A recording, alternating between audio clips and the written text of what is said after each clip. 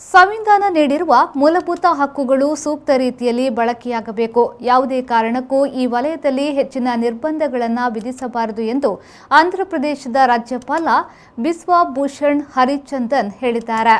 Indian conference of intellectual ಸಂಘಟನೆಯಿಂದ ಬೆಂಗಳೂರಿನಲ್ಲಿ ಆಯೋಜಿಸಲಾದ ಮೂಲಭೂತ ಹಕ್ಕುಗಳು ನ್ಯಾಯಾಂಗದ ಪಾತ್ರ ಕುರಿತ ಸಮ್ಮೇಳನವನ್ನು ಉದ್ಘಾಟಿಸಿ ಮಾತನಾಡಿದ ಅವರು, ಪ್ರಜಾತಂತ್ರ ವ್ಯವಸ್ಥೆಯಲ್ಲಿ ಕಾನೂನು ರಕ್ಷಣೆ ಮಾಡಬೇಕು ಮತ್ತು ಜೊತೆಯಲ್ಲಿ ವಾಕ್ ಸ್ವಾತಂತ್ರ್ಯವನ್ನು ಸಹ ಸಂರಕ್ಷಿಸಬೇಕು. ಸಂವಿಧಾನ ನಮಗೆ ನೀಡಿರುವ ವಾಕ್ ಸ್ವಾತಂತ್ರ್ಯ ವಿಚಾರದಲ್ಲಿ ದೇಶದ ಸಾರ್ವಭೌಮತೆ, ಏಕತೆಗೆ ಧಕ್ಕೆ ಬಂದಾಗ ಮಾತ್ರ ನಿರ್ಬಂಧಗಳನ್ನು ವಿಧಿಸಬೇಕು ಎಂದು ಹೇಳಿದರು.